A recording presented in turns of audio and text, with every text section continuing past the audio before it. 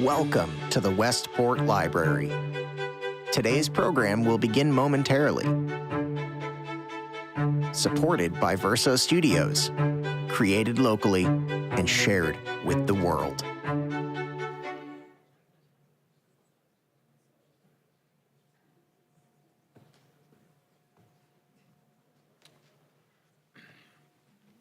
Well, good evening, everyone, and thank you all for coming. I'd like to begin this program tonight with a moment of silence, to observe a moment of silence for those suffering around the world from the traumas of war, poverty, climate change, and other real challenges that are faced by the world and the United Nations today.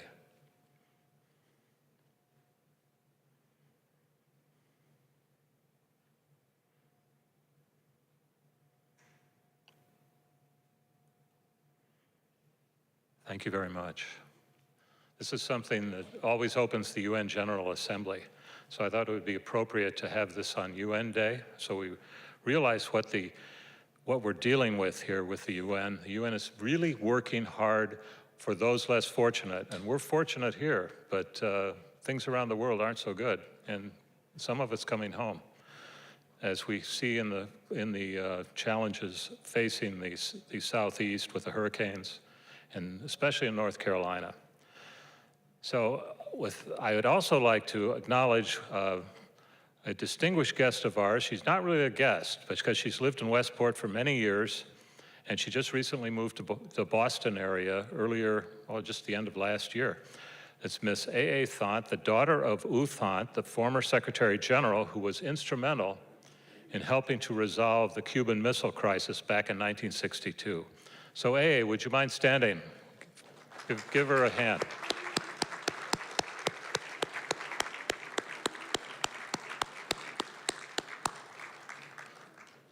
Thank you.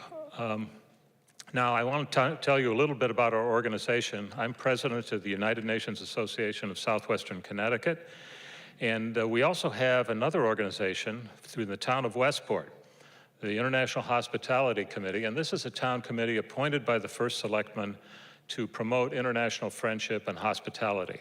So the two organizations are closely interlinked.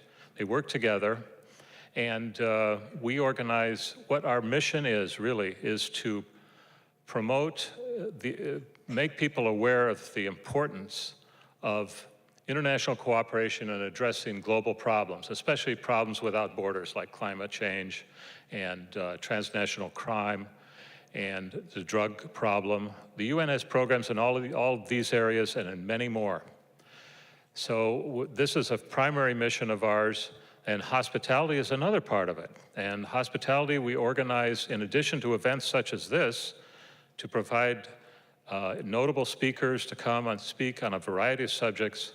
We also have June Day, which is our big hospitality event, last Saturday of June.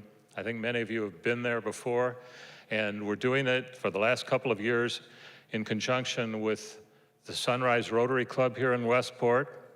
And then we also have another event coming up soon, Thanksgiving Hospitality, where we have a roster of people that host international students, both undergrads and graduates, from New York area universities. And they come to experience real American hospitality on Thanksgiving with a real Thanksgiving dinner. We arrange for this with another organization called One to World to invite these students to come, and we match them up with hosts. So we have information on the table in the back. If any of you are interested in becoming hosts and have an international student with you, there are ways to do this. You can even request a student of a particular nationality or language if you'd like. And if those people are available, we'll be happy to provide them. So think about that as an option, to bring someone from another country to your Thanksgiving table if you have a chance. And there's more information in the back.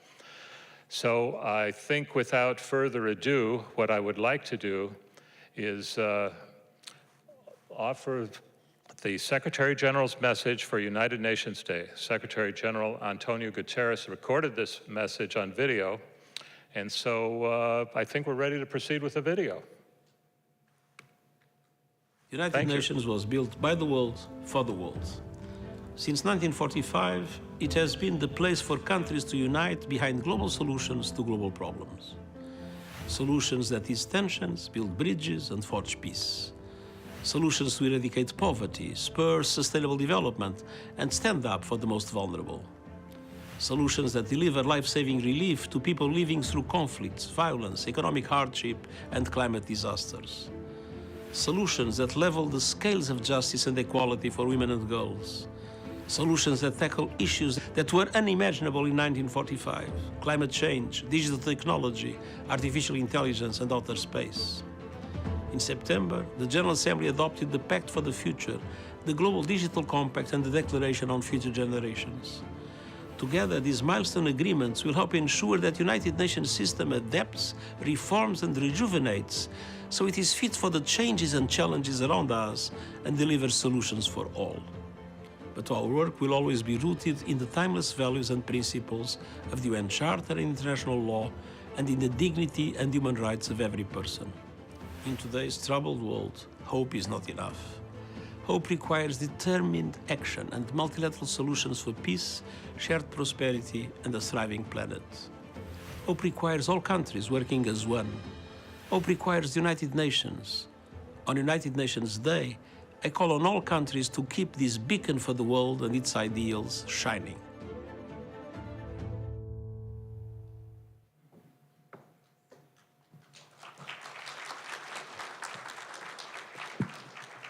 Good evening, everyone.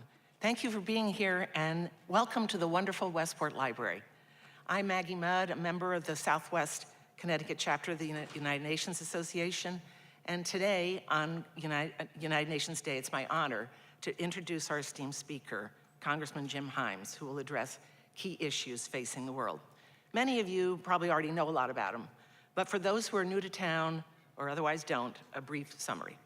Congressman Himes began his career in the House of Representatives in 2009 after defeating an incumbent who had held the office for over 21 years.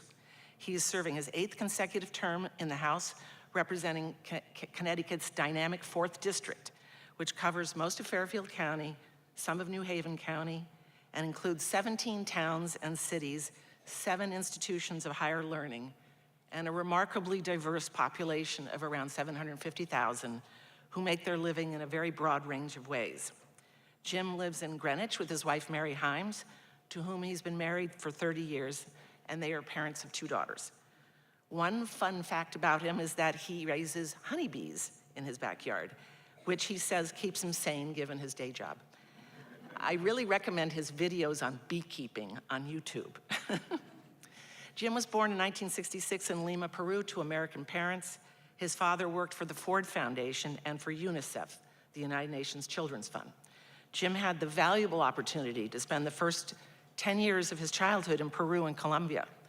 It was a formative experience, one in which he developed an awareness of the United States' unique standing in the world. And in his present capacity, he is deeply committed to sustaining a long American bipartisan tradition of strengthening our global partnerships and keeping the U.S. an engaged and competent global leader. In 1976, Jim moved with his mother and sisters to a small town in New Jersey, where he attended very good local public schools. After receiving an undergraduate degree at Harvard, he won a Rhodes Scholarship, a prestigious academic award that enabled him to continue his study of Latin America in England at Oxford University. He began his business career at Goldman Sachs, and during his 12 years there, worked extensively in Latin America. Later, he led the New York City branch of Enterprise Community Partners, a national nonprofit dedicated to addressing the needs of the urban poor. Jim led a team that financed the construction of thousands of affordable rental homes that were in very short supply in the New York metropolitan area. His experience at Enterprise kindled his interest in political participation, and Greenwich is where he jumped in first, serving as a commissioner of the Greenwich Housing Authority, and ultimately chairing that board and leading it through a program of reforms. He also served on Greenwich's Board of Finance and was chair of Greenwich's Democratic Town Committee.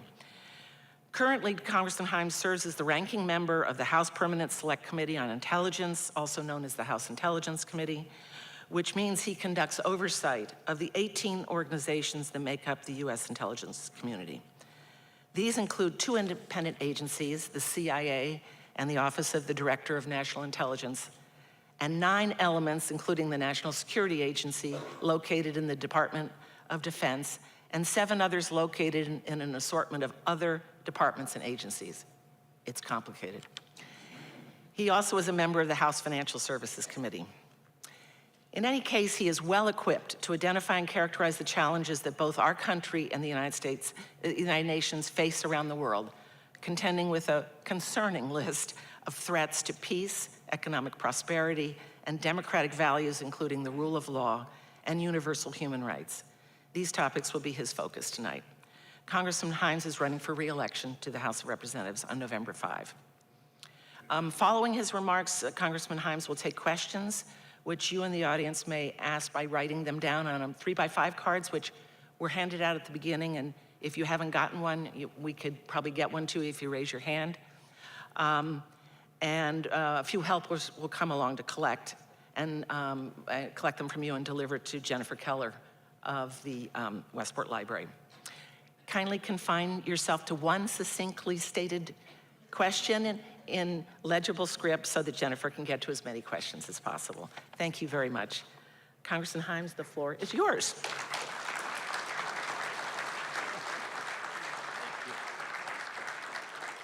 Well, thank you, Maggie, for that wonderful introduction, and thank you all for being here tonight.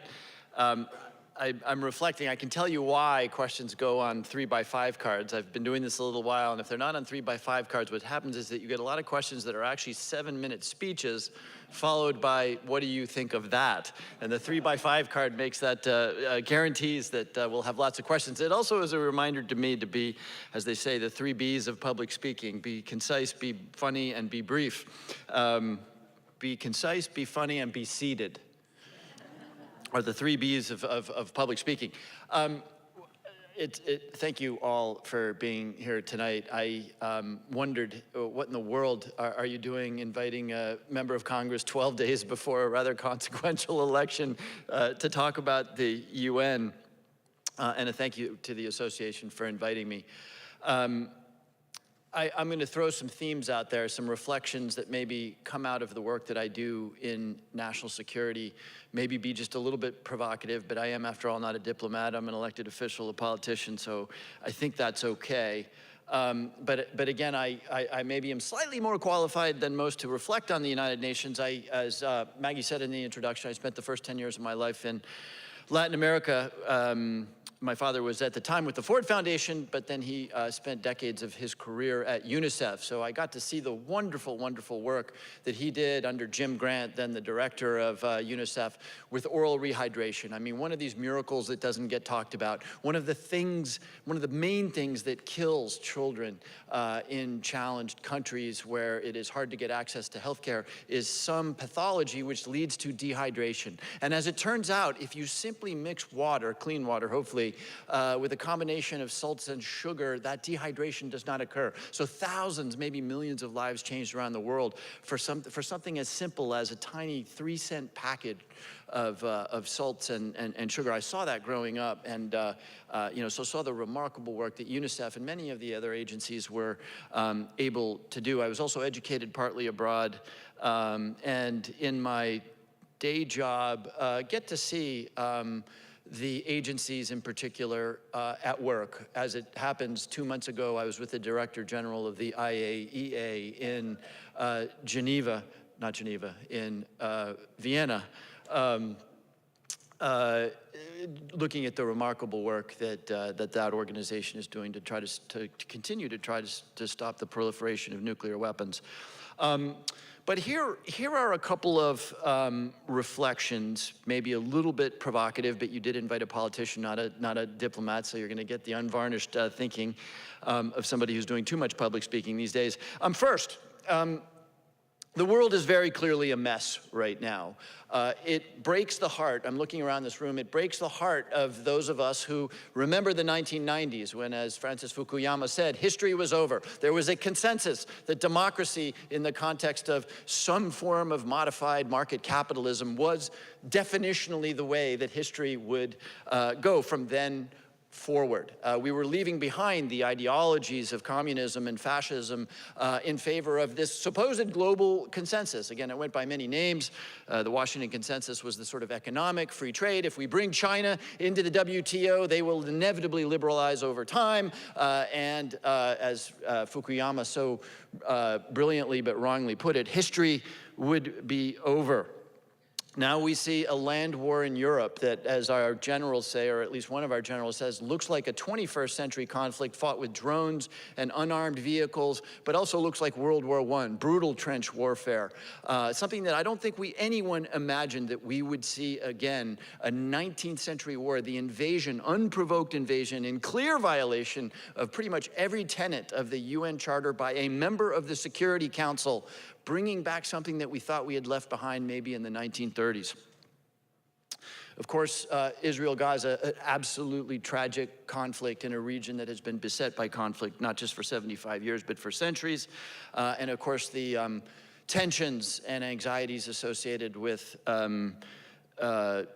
China, the South China Sea. And these three conflicts, of course, are the ones that make the first section of the newspaper. Sudan, where we have an absolutely tragic civil war underway, tends not to make the front page of the newspaper. Venezuela, where you have millions of refugees going into countries like Colombia. Haiti, where hopefully we're seeing slight improvement of the situation, but absolute barbarism visited upon a good people. The world is a mess. Now, I do want to say, I'm old enough that, especially when I'm talking to young people, we have to put where we are today in context. When I was a child, I was taught what to do in the event of the likely nuclear attack that was to occur. You remember the duck and cover drills. We were going to be incinerated by the Soviet Union. And by the way, the scientists said we were 9 minutes from midnight, midnight being the point of a nuclear exchange. So we do have to put this moment in time in conflict. The 1990s, which I waxed nostalgic about, since the 1990s, hundreds of millions, maybe billions of people have risen out of poverty in India and in China. That's a massive achievement. By the way, it happens to have been done by modified market capitalism, something that I think we should acknowledge today when we're having a conversation about different economic models around the world.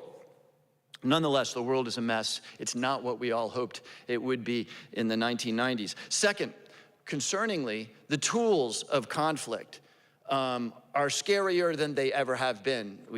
I talked briefly about what we all, I think, looking around this room, grew up with, which was the threat of nuclear annihilation.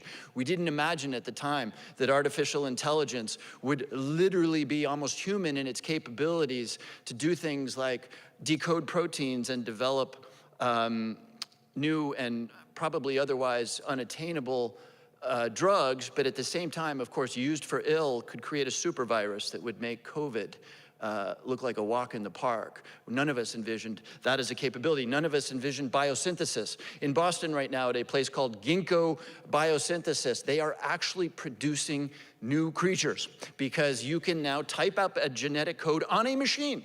We are all, of course, products of our genetic codes, and you can now write genetic code the same way you write computer code. Again, that's going to lead to remarkable, remarkable things, but conceivably very, very dangerous things. Cybersecurity.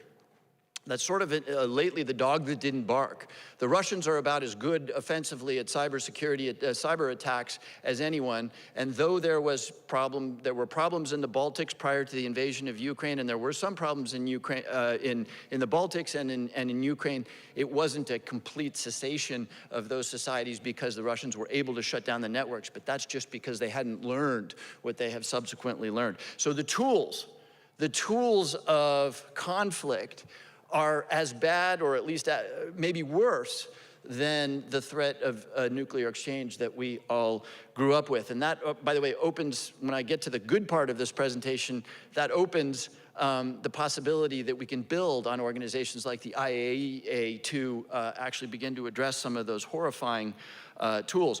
Third, and here's where this gets a little bit controversial.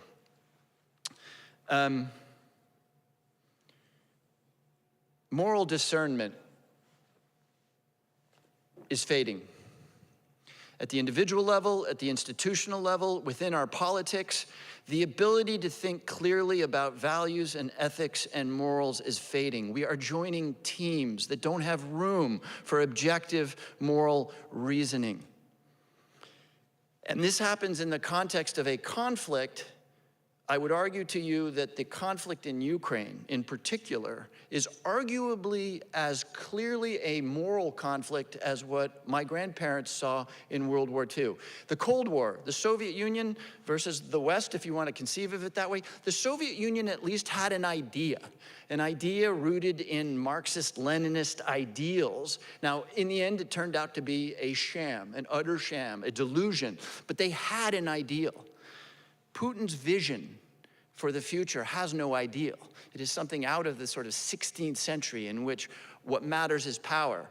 And to, quote Thucydides, what matters is that the strong do what they will and the weak suffer what they must. So I would argue to you that that conflict is perhaps as moral a conflict as has existed in my lifetime, and we have lost our moral discernment. Not only have we lost our moral discernment, but we have lost the very foundation of that moral discernment, which is to know what truth is.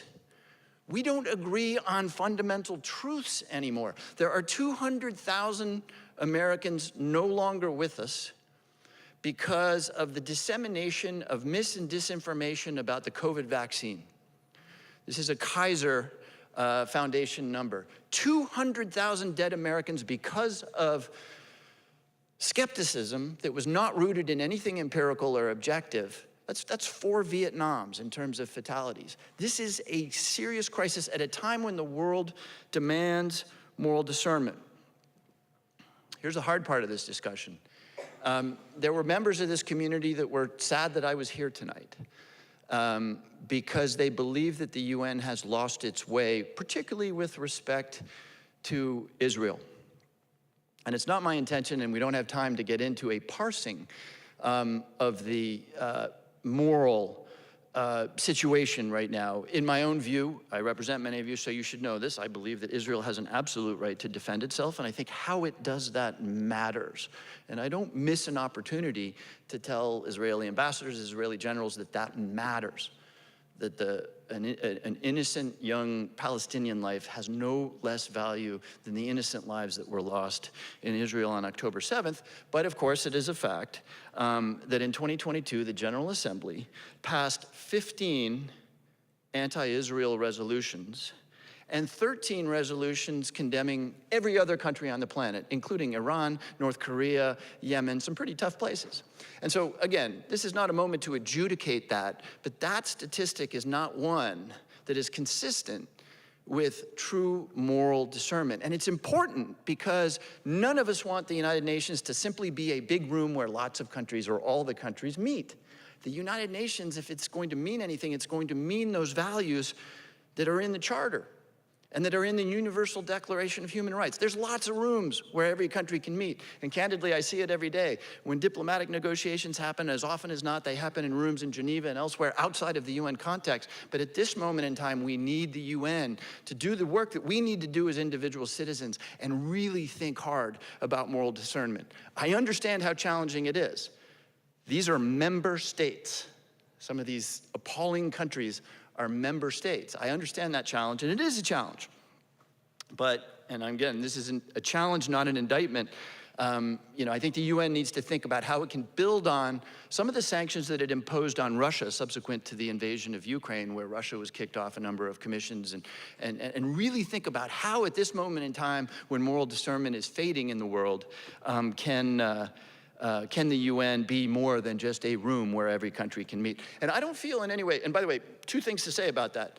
I wanted to come back to Latin America. Not only did I grow up there, but I have a master's in Latin American studies. I am deeply educated in what the organizations that I now oversee, the CIA and others, did in 1954 in Guatemala against a democratically elected Jacobo Arbenz. I'm deeply learned in what those organizations did in 1973 to Salvador Allende. In Chile, I could go on, Mossadegh, and The point being, of course, that even this institution in this country that I love, those in glass houses should not throw stones, and we always need to have the humility to know that none of us are in a position to say that we're any better at upholding our ideals than any other institution is. But that's not an excuse to abandon moral discernment.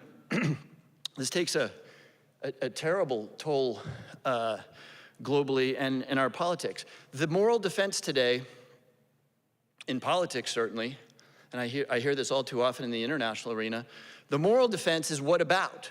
What aboutism? What about? So January 6th, I was there. January 6th, the Capitol is attacked, windows are broken, police officers are mortally wounded. But what about that idiot who threw a brick through a Starbucks window in Seattle? We don't accept what about as a defense from our 3-year-olds.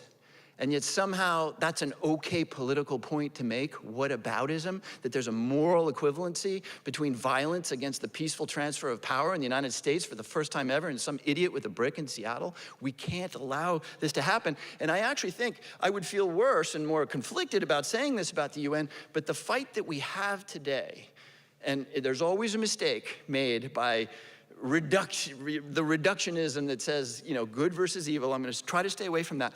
But I'm not at all embarrassed to say that the UN has a role to play because I have read the Universal Declaration of Human Rights. Article 1 says all human beings are born free and equal in dignity and rights. Article 2 says that those rights and dignities will not be denied on skin color or sex or language or religion. These are enlightened ideas. And the fight, as I see it, again, acknowledging that things are always very nuanced, are between countries and peoples who abide and try to live up to those standards. You can call them what you want. You can call them Western. You can call them Judeo-Christian, Enlightenment values, whatever. And people who have a very different vision of the world.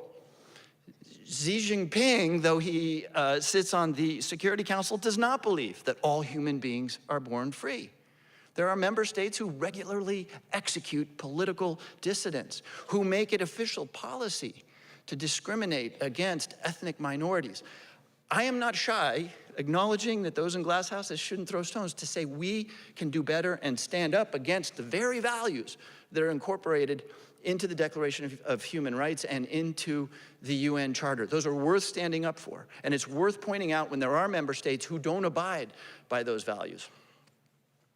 It is also legitimate, just to be very clear about this, that when member states that I do believe are rooted in those values, Israel, like the United States, doesn't succeed in abiding by its values, but it is rooted in those values, and therefore it is okay to say we believe that you have fallen short in your, or our, or the British, or the Japanese acknowledgement and implementation of those values.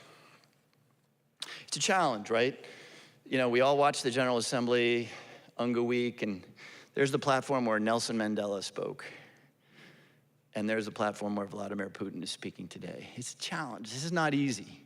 I don't mean to suggest that it is, but it is worth doing because there is so much at stake, most notably those values that are incorporated into the Charter and into the Universal Declaration of Human Rights. Okay, I never like to outline a problem without offering a few solutions, a few thoughts. And I'm not entirely qualified to do this, but I do watch the UN enough to suggest what might be done to improve that institution.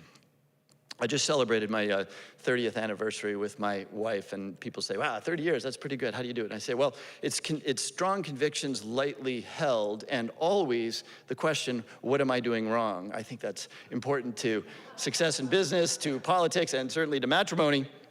So I don't mind saying things that I think might really help the UN, because I do think there's so much at stake.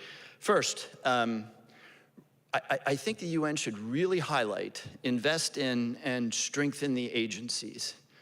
I don't know if you saw it, but on the way in here, I almost crashed my car because on the way in here, there's a sign for John Bolton. Apparently, there's an individual named John Bolton who's running for local office, but I saw this sign on the way to the UN about John Bolton. And you'll remember that John Bolton was the ambassador to the UN who said that if you lopped the top 10 floors off the Secretariat, nothing would change. I almost crashed my car, but anyway, it turns out he's running for local office. But my point is that whether you believe John Bolton is right or not, the work of the agencies is generally remarkable. That's true of UNICEF, that's true. I've talked now a number of times about the IAEA, the World Food Program.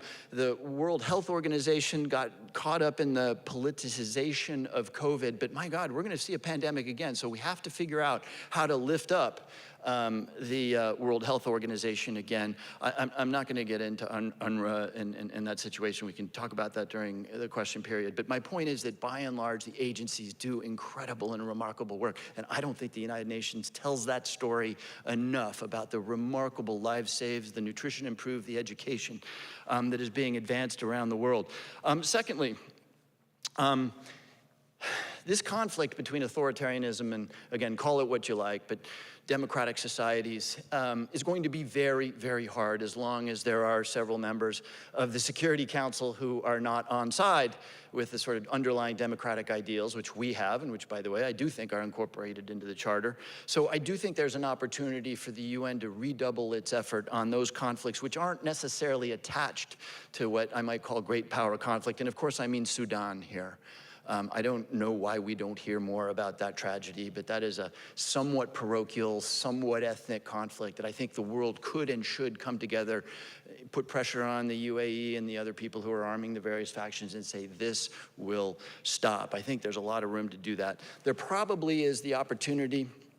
I've now made reference to certain members of the Permanent Five in the Security Council. I do think that there is an opportunity to reform the Security Council. I don't begin to know what it is, but I do know that it's rather strange when 1 billion people on this planet don't have a seat on the Security Council, but there's a number of countries with 80 million people who do. And this isn't obviously about population, but it would help the standing of the United Nations, I think, if we really went down the road of asking ourselves the question about whether the permanent members of the Security Council, given their history, post-World War II, if there's not an opportunity there to endow that body with a little bit more credibility. I'm not going to dwell on this because I talked about it before, but, and again, this is not an indictment, it's a challenge.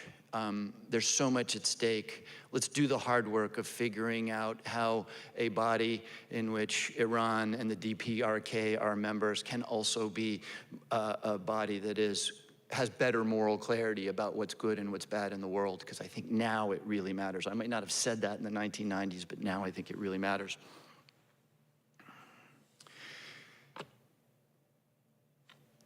I'm not going to close on a dour note, so I'm going to say, remember the little orange boxes?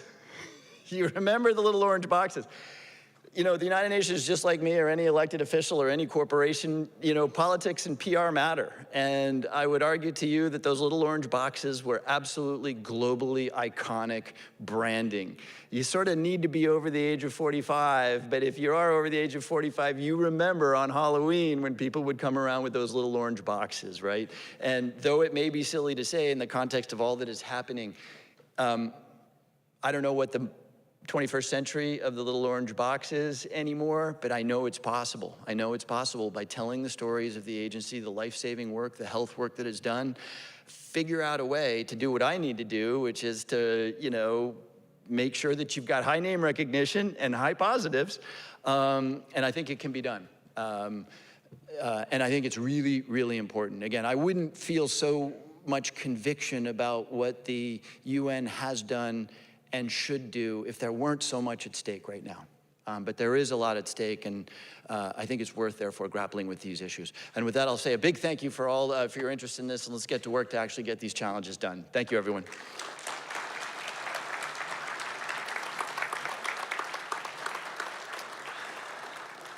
Thank you, Mr. Himes. For all of you in the audience, if you do have a question, you can write a succinct, legible question on a card and hand it to me or one of the UNA members. I was handed a few beforehand, so I'm going to start with this one. What can you tell us about reports that North Korea has sent troops to Russia to assist in the campaign against Ukraine, and what is likely to be the US response? Yeah, thank you. I appreciate these questions. I deliberately steered clear from of going deep on particular conflicts or issues. I'll be quick in answering this because the honest answer about the North Korean participation in Ukraine is that we don't really know the full extent or exactly what will be done. What we know is that we have observed North Korean troop movements into Vladivostok. into training facilities in northeastern Russia. You don't have to be a genius to understand the likely quid pro quo that is occurring there, which is in and of itself a little bit frightening. Putin desperately needs materiel and personnel, and the DPRK would love to have the technology that would make it possible for them to develop more capable offensive weapons. So this is obviously something that the White House has shied away from too much, in my opinion. It's obviously a very substantial escalation. Bringing in a third country as combatants, of course, is now, making this on the way to having the world involved. What I hope the response is, I have been a little bit of a critic of the Biden administration for some time, because I think that they've supported the Ukrainians just enough to prevent the Ukrainians from losing, but not enough for them to actually win. So I hope what this does is it convinces the president that he should allow for the use of US weapons to a point where it can actually attack offensively arrayed Russian military formations, not Moscow, not population centers, but this to me feels like the moment where we say, okay, you've escalated in a very substantial way. You're not going to get a military benefit from doing so. Great, thank you. Here's another question. How can the US and the UN support independence of Taiwan? What would the UN say about that? Let me make two observations. One boring, one not boring. You all know that it is official United States policy, as well as the policy of the United Nations, that there is one China, and that China is the People's Republic of China. That is not just the way the UN thinks about it, but the way the United States has thought about it since, I guess, the late 1970s or mid-1970s. And it is, by the way, considered enormously provocative at a very tense time for anybody to talk about Taiwanese independence. So our policy is our policy of strategic ambiguity. Strategic ambiguity is not a comfortable thing, but it has kept the peace for some period of time. The more interesting thing I might observe to you is that I'm not an expert on a lot of things, but I'm a little bit of an expert on the sentiment of my constituents, and maybe by extension the sentiment of the American people. The American people are tired of involvement in conflict. The Iraq War, which was brutal and did not end happily. The Afghanistan War, which was brutal and did not end happily, has led the Americans now to be pretty cautious about about how we should engage militarily. And I don't think that's necessarily a bad thing, but it does raise very real questions when the president says, as he has 3 times, that we would defend Taiwan. You can't get radically out in front of the American people on these issues.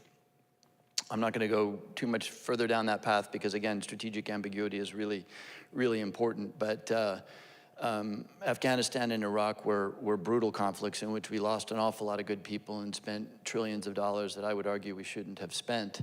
But a military conflict around Taiwan would make those look like a walk in the park. There's estimates in war games that suggest that we would lose an aircraft carrier in the first 24 hours of such a conflict. There's 6,000 people on an aircraft carrier, right? And so, not to mention the economic disruptions, et cetera. So the answer is, and this points back to the United Nations and to diplomacy, the answer is to just make sure that, and independence is a part of this, to just make sure that ultimately the idea of a war between the United States and China becomes increasingly inconceivable.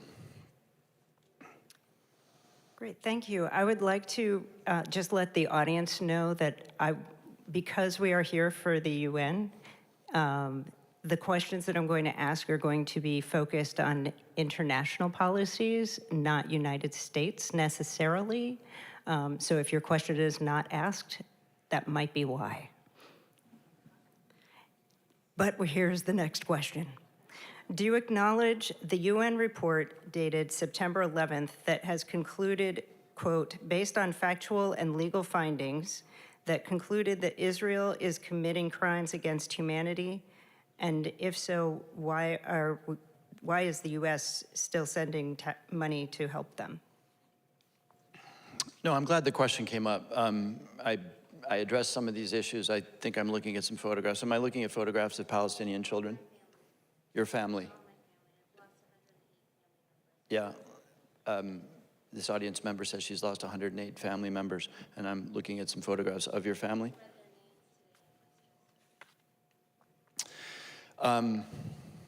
Thank you.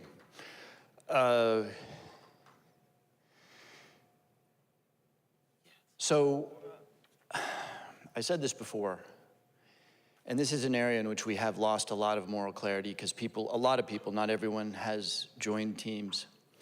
But I'm going to say it again because it's worth saying again. Nobody can look at what happened at October 7th and say that that is in any universe an acceptable thing. Nobody can look at the bombing of World Food Program nutritional deliveries and the killing of 7 or 8 of Jose Andres' people and say that was anything other than a terrible, terrible thing, or the children. And I said this before, there is no moral difference between an innocent Israeli child and an innocent Palestinian child. So the larger context matters. And that means 2 things, in my opinion. It means more than 2 things, but 2 things that I want to highlight today. The larger context matters. Would you cut off arms to Israel? Israel is surrounded by countries and entities sworn to its destruction. Iran, chiefly, because most of these entities get their resources from Iran. I'm referring, of course, to Hamas, Hezbollah, the Houthis, Iran itself, probably groups in Syria. So no. As long as that is true, I'm going to continue to give Israel, or to vote to send Israel the means to defend itself. But I'm not going to lose the moral discernment that says, I'm okay with that, not including 2,000-pound bombs. 2,000-pound bombs, which we were sending to Israel, have a 400-yard kill radius. The United States does not use 2,000-pound bombs in urban environments. And so I don't blame the president for saying, and remember, this is a president who went to Israel at a time of war, for saying we're not sending 2,000-pound bombs. But because of the broader context, no, I won't support a cutoff of arms to Israel. What I will do is continue to say, and I don't feel any shyness about this, there's a reason why we have the relationship that we do with Israel. They are as imperfect as we are. They are a democracy with a vibrant internal political debate and with all of the checks and balances that we hope they would have. They're the only military in the region that moves with lawyers so that they can try to conduct warfare legally. We do that too, and we fall short. We fall desperately short of those ideals, as does Israel. So it is also critical to say 2 things, and again, there's a lot more to say, but 2 things. Number one, how Israel does this really matters, and there have been instances, I don't know, I'm not a lawyer, I'm not an international lawyer, if they rise to the level of crimes against humanity, but there have been instances here that should not have happened. By the way, an Israeli standing here would tell you precisely that thing, and I would urge the Prime Minister, as I have done, to conduct this war differently in ways that result in fewer deaths of civilians and of children. I would also say to the Prime Minister, as I've said to his ambassador, is that one of the critical missing pieces here is that the Prime Minister needs to offer up a vision for what comes next. He has succeeded in obliterating much of Hamas, but Hamas is an evil terrorist organization, but it is also an idea. It is a dark, perverted idea of liberation. And it's the only idea on the table right now. So if you're a 17-year-old Palestinian boy who is outraged because your siblings were killed by an Israeli bomb, that's the one offer on the table. And I do think it's incumbent on the Prime Minister and on Israel to offer up a different vision, because you may continue to crush Hamas militarily, but the idea that Hamas has, a perverted, twisted vision, is going to be there as long as there's not an alternative. So I'm conscious of the fact that I didn't perfectly address the question, but that's the context in which I think about that horrific conflict. Okay, the next one thanks you for coming out tonight and asks, how can the UN maximize its value for dialogue, especially among some of countries like North Korea and Iran, since this is the only international multilateral venue for dialogue? It's very easy to mock dialogue and conversation, but no less an authority, and you know this, than Winston Churchill said, jaw is always better than war. 9 times out of 10, when you're dealing with the hardest problems out there, dialogue isn't gonna cut it. It will be interests and power and bilateral negotiations that carry the day. But there is that 1 time out of 10 where that dialogue will lead to better understanding and more trust. So again, it's easy to lampoon. And sometimes it is eminently lampoonable, but it is far better to have antagonists talking, developing personal relationships that may matter at some point down the line than it is to not have that happening. Okay. Nearly 22 years after the US-led invasion of Iraq, the Iraqi government has announced a joint Iraqi-US effort that killed a leader in the Islamic State. Why does the Islamic State continue to attract support in Iraq and challenges Iraq's statehood? And is there a role for the UN in all of this? Excellent question. I earlier in my speech talked about imperfectly named Western values, Judeo-Christian Enlightenment values that I do believe suffuse the Charter and the Declaration of Human Rights. What are the ideas on the other side? They're not unitary, right? Putin's vision is of a restored Russian empire. You know, that's why he went into Georgia and Chechnya and now into Ukraine. That's his vision. And it is a vision to which your rights as a Russian citizen are subsumed. The Chinese vision is a little bit more complicated. The Chinese vision is no more consistent with the UN Charter than the Russian vision, but it's more ideological in the sense that it's sort of a Marxist-Leninist, Marxist being the economic side, Leninist being the political side, with Chinese characteristics vision of the future. But it's a vision, because it's Marxist-Leninist, that doesn't raise the dignity of the individual the way the Charter and the Declaration of Human Rights do. In the case of ISIS, that too is a vision. It's a vision that is held by the mullahs in Iran. It's a vision that is held by extremist Islamic radicals in Kabul, and that's a vision of, for lack of a better word, a caliphate, a world in which Islam is the law. It's a deeply illiberal vision. We rejected the idea that religious end states are the way to live back in the Enlightenment, but that's what's driving that. And again, I think there are aggravating factors. I referred earlier to that 17-year-old Palestinian boy who probably sees one path right now. It's a path of hatred and darkness because of what that Palestinian boy has lived through. In other places that are economically hopeless, these illiberal, totalitarian, religious, whatever you want to call it, ideologies create a sense of belonging, a sense of meaning. Which, by the way, it's way beyond the scope of this conversation, but the Western liberalism that I've been talking about, enlightened Judeo-Christian values, one of the problems with that is that they don't endow you with a feeling of meaning and belonging all that well. It's a whole other critique, but that's the vision that is driving young men to join organizations like ISIS and the vast array of terrorist organizations that are rooted in a vision, a sort of 7th century vision of an Islamic end state. Do you know why the Secretary General went to Russia while Russia is still at war with the Ukraine? No. Honest answer, no, I have no idea. Look, I'm not gonna say everything I just said before. I'm a big believer in, to a point, not totalitarians, not Nazis, not people with whom you will not compromise, but Vladimir Putin, say what you will, and I've said a few things about him tonight. He's a nuclear-armed leader, and so I have no idea why he went to Russia. It troubles me far, far more that the Indians are buying Russian oil. I wish that weren't happening.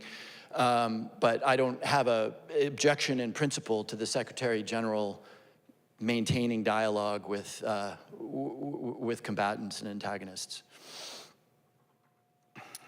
Okay.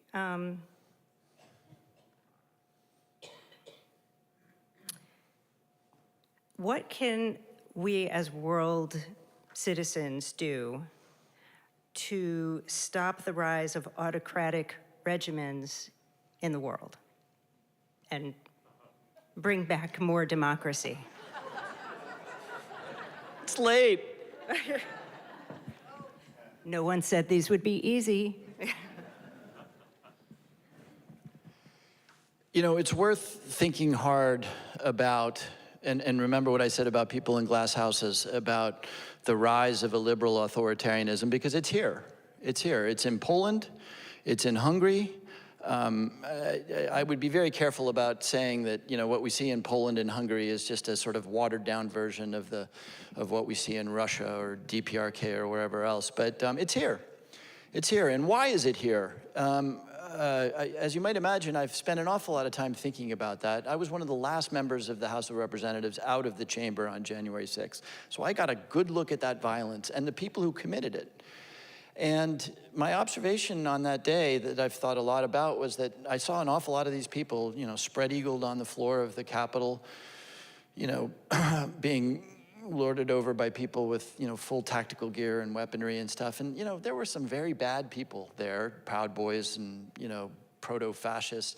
There were also an awful lot of people that you'd otherwise meet in the grocery store that were just so consumed in an obvious lie. They really believed that the election had been stolen from them. And you can condemn them, as I do, but you also need to think about how that happens, which I think is partly the question there. And my own view is this.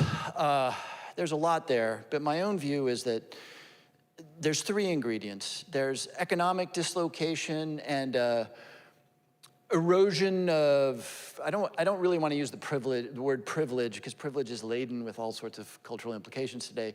But you know, if you are a blue-collar guy in Youngstown, Ohio, you remember the life your dad lived, and your dad belonged to a union and worked in a factory and had health care, maybe had a little cabin on the lake, he had 2 cars, very, very middle-class life. Today, that son of that individual is working for minimum wage at the Walgreens. The factories are closed, and that leads to the second ingredient. We have a tendency as human beings to want to blame somebody else for things that are dissatisfying. So when you have a demagogue saying it's the Mexicans or whoever, the Arabs, that was chapter 1 of where the newly elected president Donald Trump took us, or heaven knows for 1,000 or 6,000 years, the Jews, it's always somebody. And so when you have a demagogue saying it's not an inevitable outcome of industrial change or whatever it is, it's that guy over there, you start to see a rage that is familiar through history. So there's that. Look, there's social change. I hear this here in a very progressive part of the world. We've made dramatic social progress in this country. Not to say we don't have a long way to go, but we've made dramatic social progress. It was inconceivable 25 years ago that there would be gay marriage. Now it's the constitutional law of the land, and that's a little dislocating to people. I meet older religious people who are a little bewildered by this because it is so radically different from the way they grew up. And yes, you can condemn that. I happen to be in politics, so condemning somebody doesn't really usually help you much. The question is, how can you sort of get, as Joe Biden famously did with Barack Obama, you know, get somebody to sort of move down the path of their social journey on this issue. But anyway, I think it's largely those two things in the context of a demagogue who says that the America that you remember is gone and it's their fault. It's the immigrants, it's the Jews, it's the Muslims, whoever it is. I think that's the dynamic that we're seeing all over the world. Okay.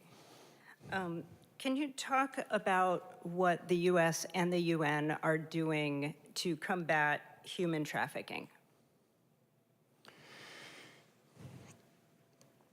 Yeah, great question. You know, I know this is something that the Secretary General has been particularly aggressively devoted to. And it's not just the UN, right? I see civil society out there really committed.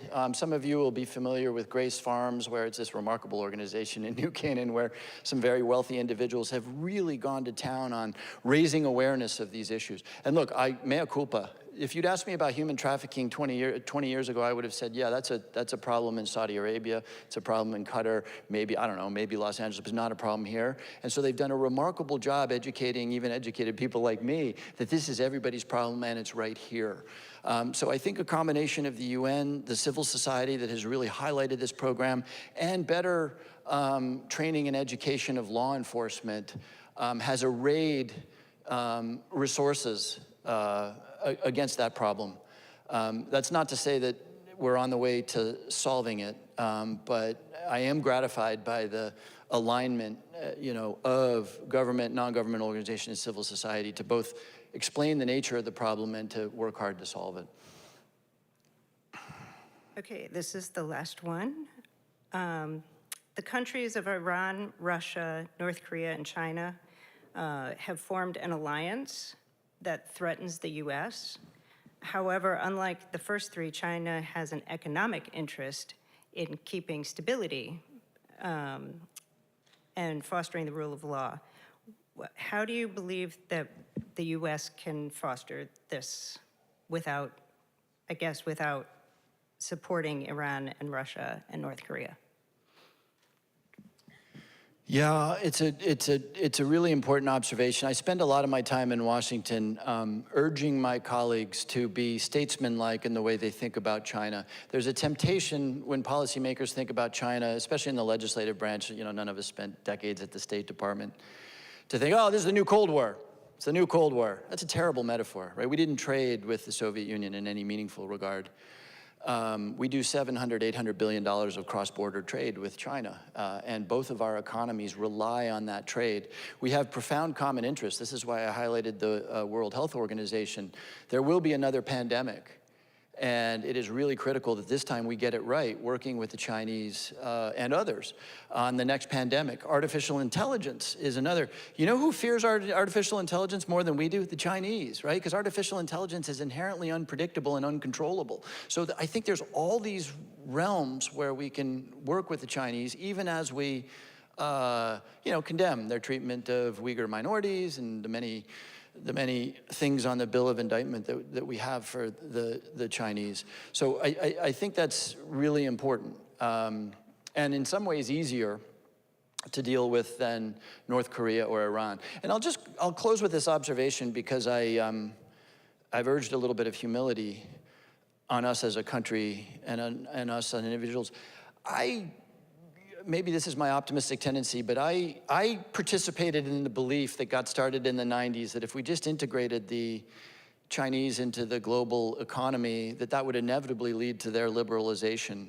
I believed that when we signed the nuclear agreement with Iran, that would be the first step to liberalization. By the way, it was worth doing in and of itself because it stopped Iran's progress toward the development of a nuclear weapon, and I'm sorry that Donald Trump withdrew us from that agreement. But I naively believed that the mullahs in Iran would be overwhelmed by the commercial concerns that a lot of Iranians, including, by the way, the Republican Guard have. And time again, I'm proven wrong. And I think the lesson in that is that we should never imagine that the forces of nationalism, of ethno-nationalism, of national pride are necessarily going to win out over economic self-interest. And I sort of hate to close on that note, but if we're going to be smart about addressing these conflicts, we need to remember that ethno-nationalism, national pride, patriotism are immensely powerful forces that will all too often overcome economic self-interest. Thank you so much. On behalf of the UN Association of Southwest Connecticut, and the Westport Library. Thank you, Mr. Himes. Thank you all for asking fabulous international questions. And hopefully we will all move through the world a little more peacefully. Thank you, everybody. Thank you.